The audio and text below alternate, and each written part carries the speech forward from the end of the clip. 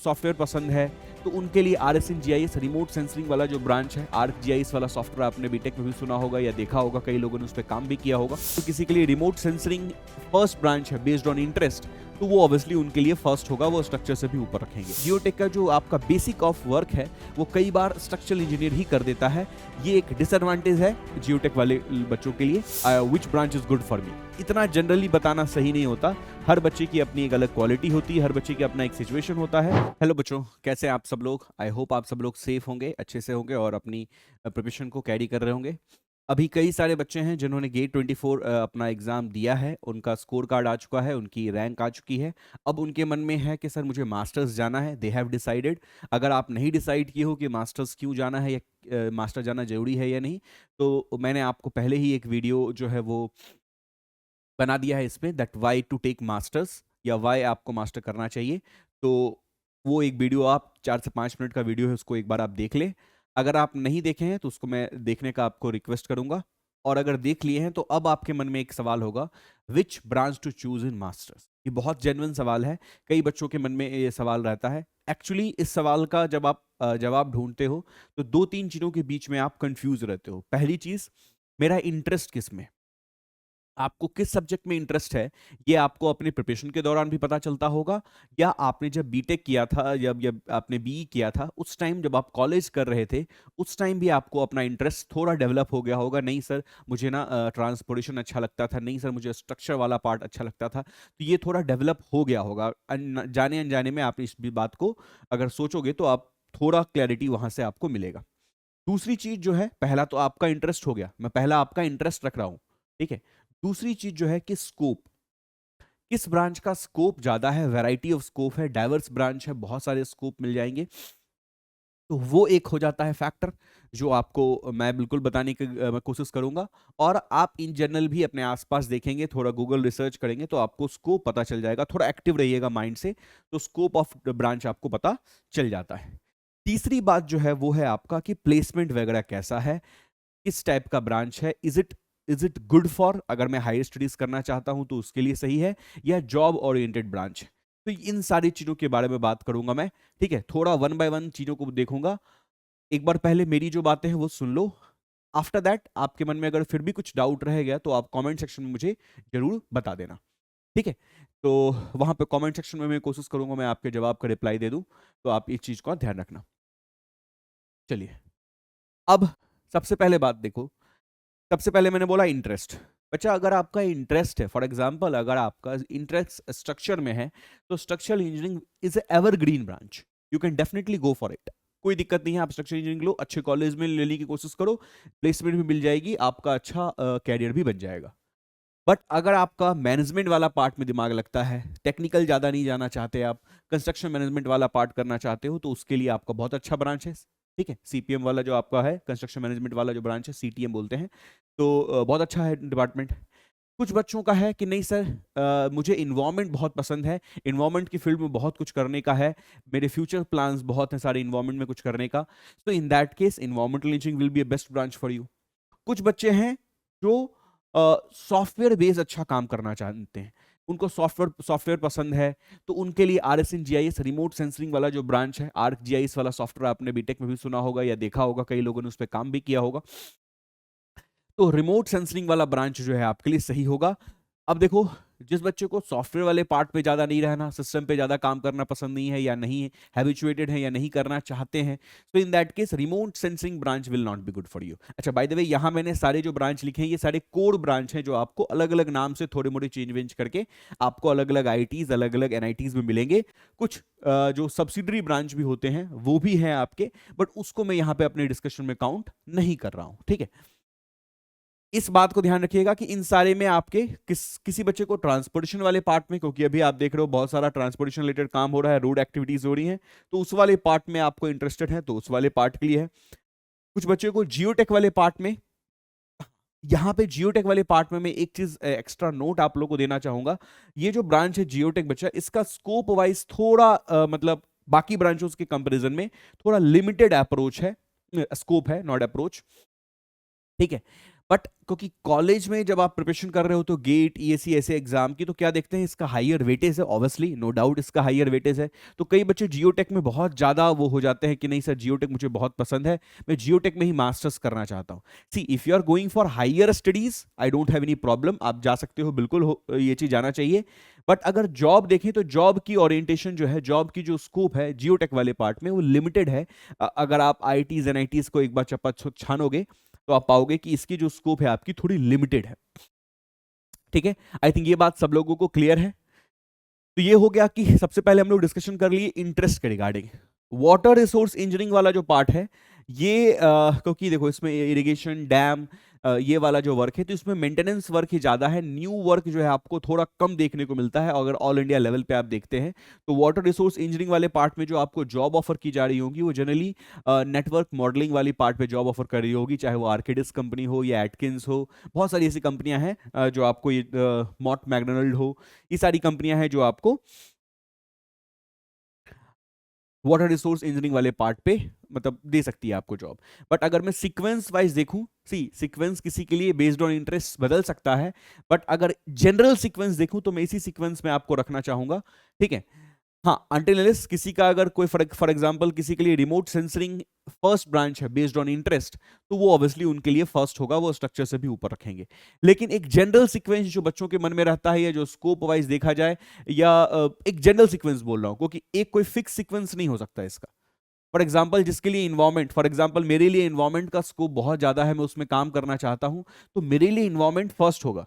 मुझे ट्रांसपोर्टेशन, मैं अपनी केस बता रहा हूं, जब मुझे आईटीज में ट्रांसपोर्टेशन मिल रहा था तो मैंने उसको छोड़ के ओल्ड एनआईटीज में इन्वायरमेंट लिया क्योंकि मेरी क्या थी कि मुझे इन्वायरमेंट ही चाहिए, अच्छे कॉलेज में चाहिए, तो मेरी एक पर्टिकुलर आ गई ना, स्पेशल केस बन गया। तो अगर आपका इन्वायरमेंट में ही इंटरेस्ट है तो आप इन्वायरमेंट लीजिए, अगर आप ट्रांसपोर्टेशन में इंटरेस्ट है तो आप ट्रांसपोर्टेशन लीजिए।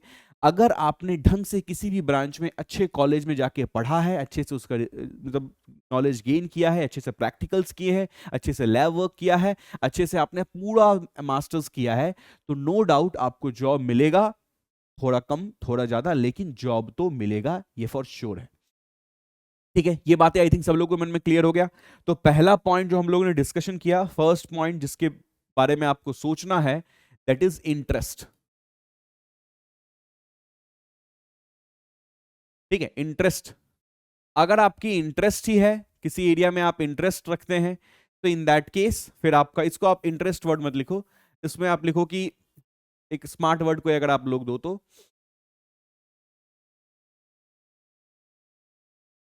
क्या, इंटरेस्ट ही ठीक है, ऐसे लिख दो technical interest.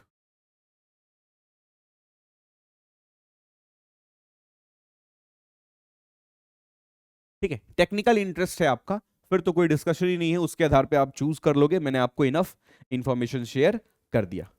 Second point, second point जिसके आधार पे आपको सोचना है while choosing a branch that is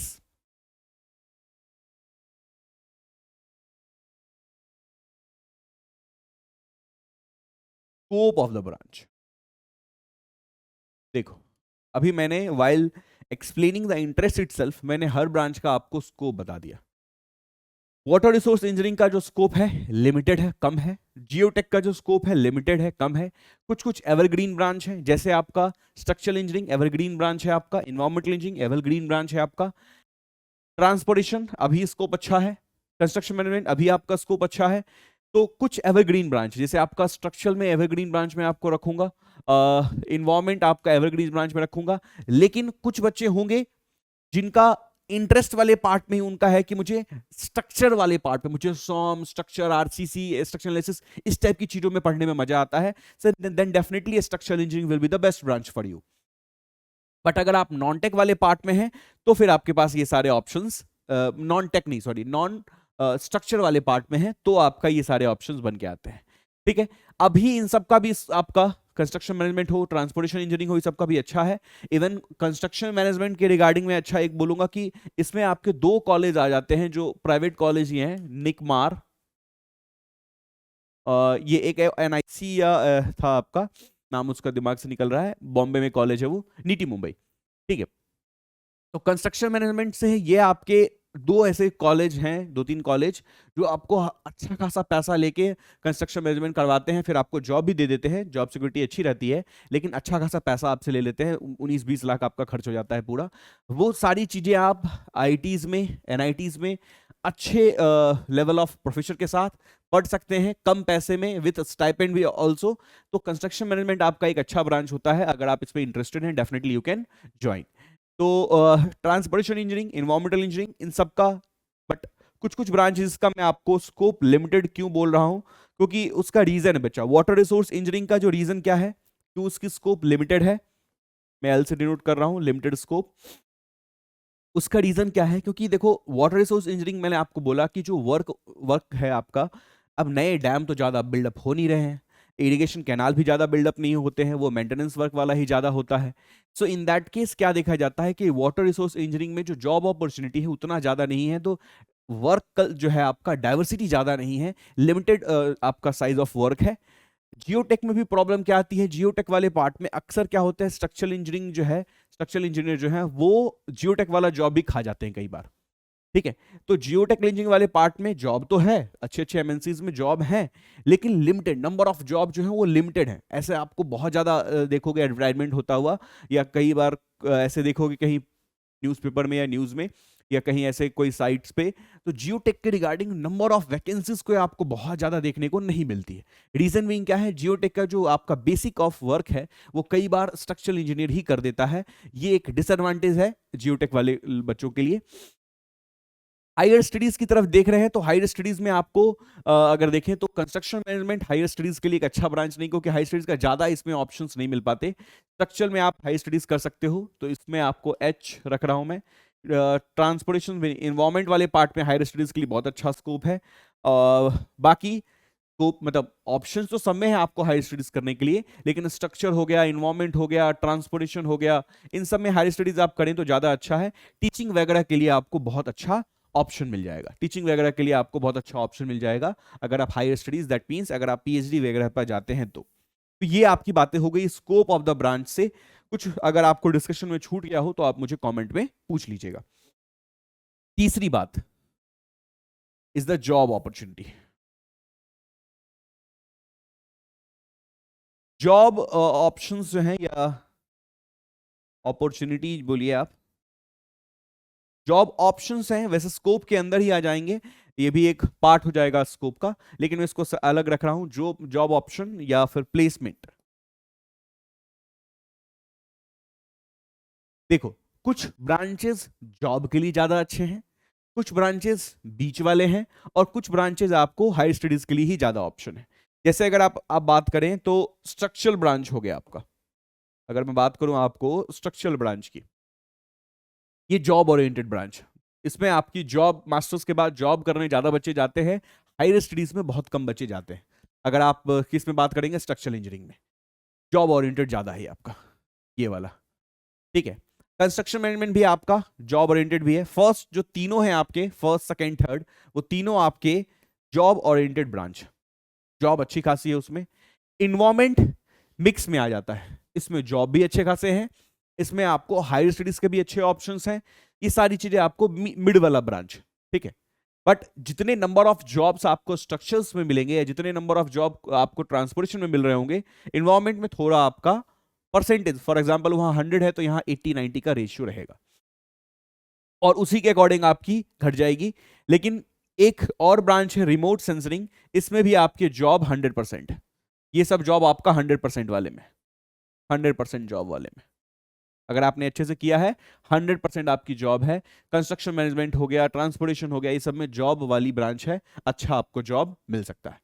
तो ये आपका हो गया जॉब ऑप्शन या प्लेसमेंट के रिगार्डिंग बात करें तो ये 3 फैक्टर हैं जो आपको अपना दिमाग में रखना है।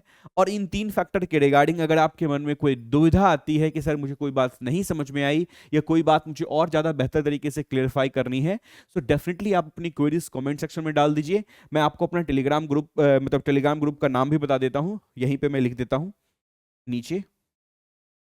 ठीक है, बेसिकली आप सब लोग जानते हैं जो आपके फिजिक्स वाला वाला जो आपका जनरल आपका ट्रेंड रहता है कि किसी भी फैकल्टी के लिए आप उनका नाम, मृगांक, सर, TW, यही टेलीग्राम ग्रुप होता है।